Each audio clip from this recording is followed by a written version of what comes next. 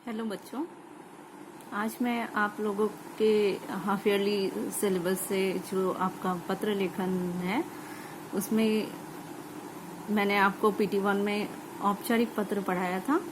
इस बार मैं आपको अनौपचारिक पत्र पढ़ाऊंगी। अनौपचारिक पत्र क्या है? अनौपचारिक पत्र इनफॉर्मल लेटर है।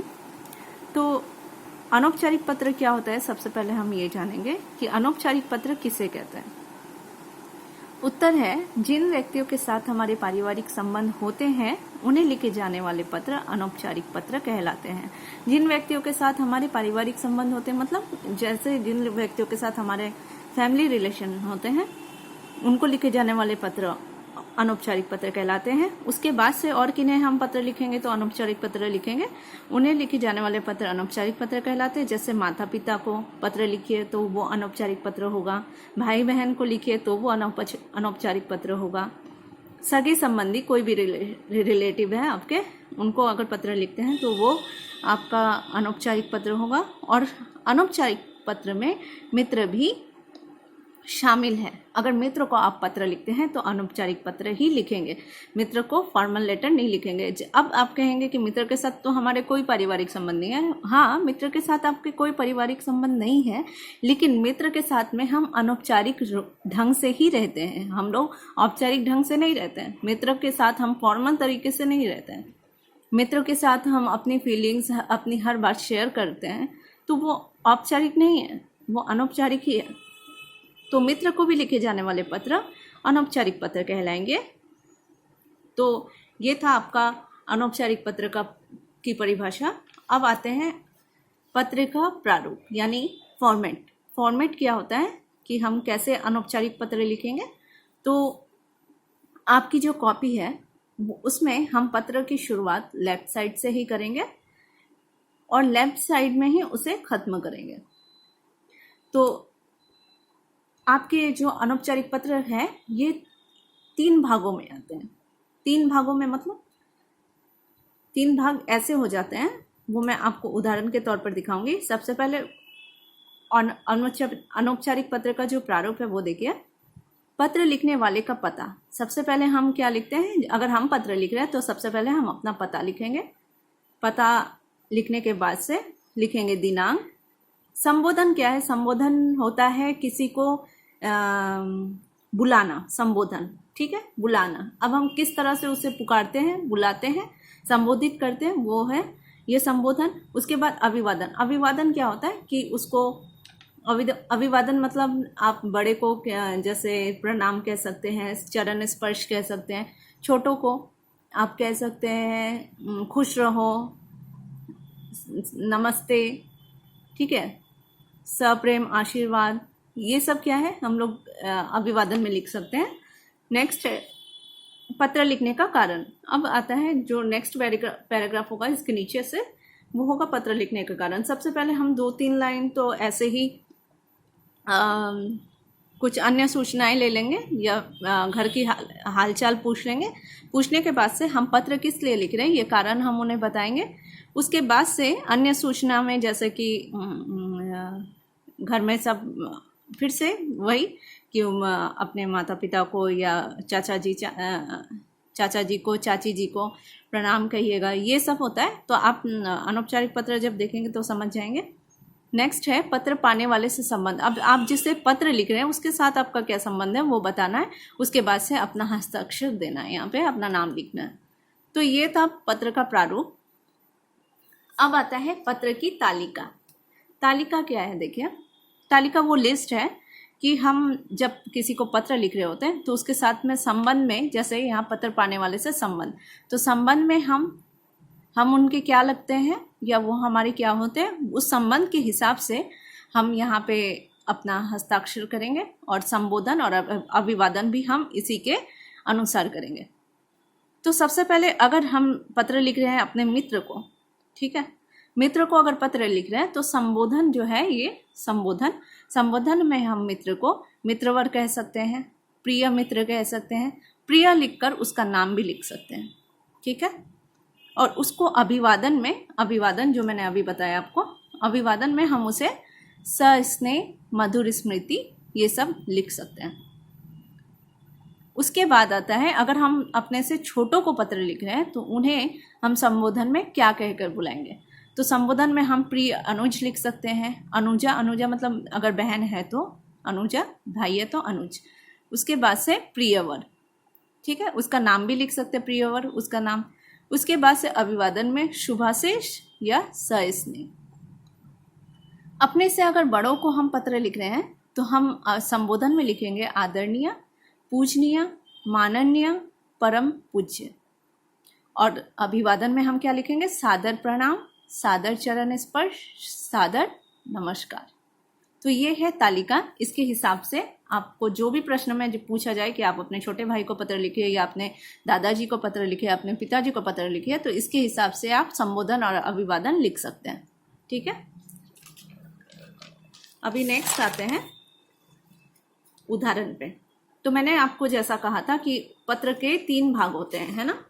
पत्र के 3 भाग होते हैं। तो पत्र में 3 भाग कौन कौन से होते हैं। पहला भाग होता है वो जो हम ऊपर लिखते हैं, यानी अपना पता, दिनांक, संबोधन, अभिवादन।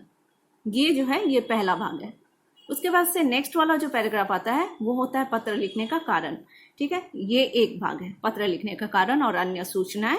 और अंत में समापन आपका तीसरा भाग होता है, यानी कि पहला भाग और ये कारण जो है वो दूसरा भाग है और समापन जो है ये तीसरा भाग है पत्र का। तो अभी हम पत्र लिखेंगे कैसे। जैसा कि मैंने आप लोगों को बताया कि हम पत्र जो है अपनी कॉपी में लेफ्ट साइड से शुरू करेंगे और लेफ्ट साइड में ही ख़त्म करेंगे।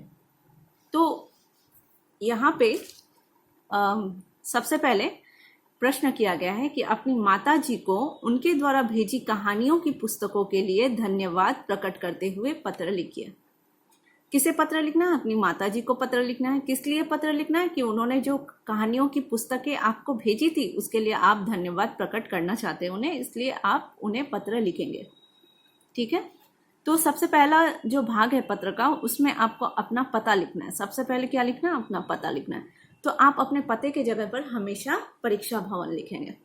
ठीक है, परीक्षा भवन लिखेंगे। उसके बाद होगा धुबरी असम। उसके बाद क्या था, ठीक उसके नीचे हम लिखेंगे दिनांक। दिनांक मैंने ये दिया है, आप दिनांक अपने अनुसार बदल सकते हैं। उसके बाद से आता है संबोधन। अब हम क्या कह के माता जी को बुलाएंगे, तो आदरणीय माता जी, आदरणीय माता जी। ठीक उसके नीचे हम क्या लिखेंगे, अभिवादन। उन्हें अभिवादन में क्या कहेंगे, तो सादर प्रणाम। अब हम पत्र लिखने का कारण बताएंगे। तो पत्र लिखने का कारण है कि यहाँ पर सब कुशल है। जैसा कि मैंने बोला था कि आपको कुछ अगर पत्र लिख रहे हैं तो पहले कुछ 2 लाइन में आप अपने फैमिली के बारे में पूछ लीजिएगा। तो यहाँ पे आप फैमिली के बारे में जब पूछेंगे तो क्या लिखेंगे, ऐसे लिखेंगे कि यहाँ पर सब कुशल है और ईश्वर से आप सभी लोगों की कुशलता चाहता हूँ। माता जी, अभी आपका स्वास्थ्य कैसा है। आज पत्र लिखने का विशेष कारण यह है, देखिए पत्र लिखने का विशेष कारण यहाँ से स्टार्ट है कि पत्र लिखने का विशेष कारण यह है कि आपके द्वारा भेजी कहानियों की पुस्तकों के लिए बहुत बहुत धन्यवाद। ये किताबें ढेर सारी कहानियों से भरी हुई है। आपको तो पता ही है कि मुझे कहानियाँ पढ़ना अच्छा लगता है। मुझे इस बात की प्रसन्नता है कि इन कहानियों को मैंने अपनी कक्षा के विद्यार्थी एवं अध्यापिका के सामने पेश की है, अर्थात उन्हें ये कहानियाँ सुनकर बहुत अच्छा लगा। इन कहानियों द्वारा मुझे बहुत कुछ सीख मिली है, जैसे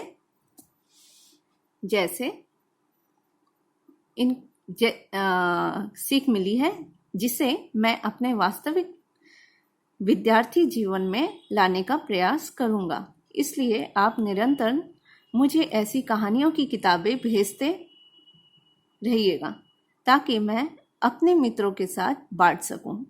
अतः इन पुस्तकों को मैं सदा संभाल कर रखूंगा। अब अन्य सूचना में देख लीजिए। घर में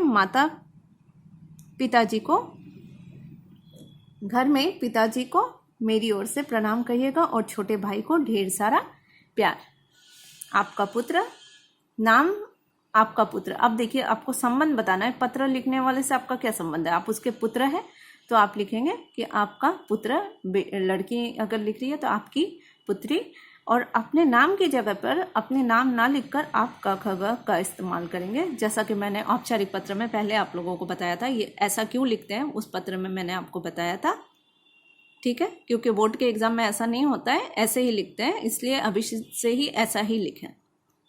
तो ये था आपका उदाहरण। तो ये जो नोट्स है ये आपको मिल जाएगा। पत्र जो है वो औपचारिक पत्र में जो होता है कि हम लिमिटेड वर्ड्स यूज़ करते हैं, मतलब कि ज़्यादा लंबा चौड़ा पत्र नहीं लिखते हैं। लेकिन अनौपचारिक क्या होता है कि उसमें हम थोड़ा बड़ा पत्र भी लिख सकते हैं, क्योंकि वो अनौपचारिक है, इनफॉर्मल लेटर है। उसमें हम बहुत तरह की बातें कर सकते हैं। हम परिवार के बारे में पूछ सकते हैं, बाकी अन्य लोगों की भी हालचाल उस पत्र में पूछ सकते हैं। तो अनौपचारिक पत्र क्या होता है कि उसमें हम लिमिटेड वर्ड्स नहीं रखते हैं, उसमें हम अपने हिसाब से, अपने संबंध के हिसाब से जिसे पत्र लिख रहे हैं उसके हिसाब से हम अपना पत्र लिख सकते हैं। लेकिन और एक बात हमेशा ध्यान दीजिएगा कि पत्र परीक्षा में जब भी लिखेगा तो एक ही पेज का इस्तेमाल कीजिएगा, मतलब कि शुरुआत भी इसी पेज में और उसकी अंत जो है समापन वो भी इसी पेज में कीजिए। ऐसा ना हो कि आधा यहाँ लिखा है फिर आधा पीछे लिखा है, इस तरह से देखने में अच्छा नहीं लगता है और एग्जाम में इसके लिए थोड़ा बहुत मार्क्स भी कट सकता है। तो आप ध्यान से पत्र घर में प्रैक्टिस कीजिए, मैं ये नोट्स आपको प्रोवाइड कर दूंगी, ठीक है। तब तक के लिए मिलते हैं बाद में फिर नेक्स्ट वीडियो में।